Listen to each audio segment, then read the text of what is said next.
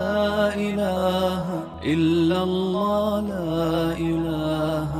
إلا الله بسم اللہ الرحمن الرحیم۔ حضرت عبداللہ بن عمر رضی اللہ عنہما رسول اللہ صلی اللہ علیہ وسلم کا ارشاد بیان فرماتے ہیں، لیس علی اہل لا الہ الا اللہ وحشۃ فی الموت ولا فی القبور ولا فی النشور کأنی انظر الیہم عند الصیحہ ینفضون رؤوسهم من التراب یقولون الحمد للہ الذی اذهب عنا الحزن۔ فرمایا لا الہ الا اللہ والوں پر نہ موت کے وقت وحشت اور گھبراہٹ ہوگی، نہ قبروں میں، نہ قیامت کے دن اٹھتے وقت یوں لگتا ہے جیسے میں انہیں دوسرے سور کے وقت دیکھ رہا ہوں کہ مٹی سے اپنے سر جھاڑتے ہوئے کہہ رہے ہیں الحمدللہ الذی اذھب عنا الحزن، شکر ہے اس اللہ کا جس نے ہم سے غم دور کیا۔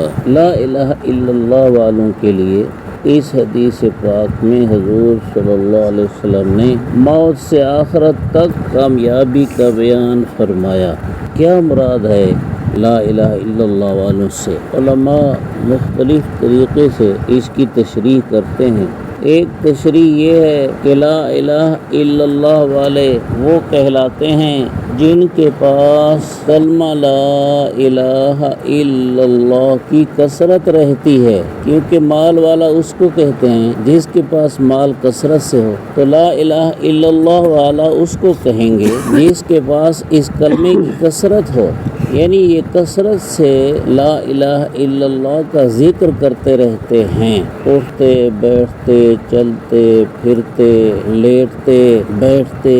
ہر حال میں کلمہ طیبہ کا ذکر کثرت سے کرتے ہیں۔ اور ظاہر ہے کہ اس کی توفیق اسی کو ملتی ہے جو اللہ تعالیٰ کے دوسرے فرائض کو بھی پوری طرح ادا کرنے والا ہو۔ جو نماز نہیں پڑھے گا اسے ذکر کی توفیق کہاں سے ہوگی؟ جو اللہ کے دوسرے فرائض ادا نہیں کرے گا اسے ذکر کی توفیق کہاں سے ہوگی؟ اس لیے دوسرے اعمال کرنے کے ساتھ لا الہ الا اللہ کے تقاضوں پر عمل کرنے کے ساتھ لا الہ الا اللہ کے ذکر کی کثرت کرتے ہیں تو ان کی یہ فضیلت ہے۔ فرمایا موت کے وقت ان کو وحشت نہیں ہوگی، کیونکہ جب موت آئے گی اچھے منظر سامنے آ جائیں گے، پھر گھبرانا کیسے؟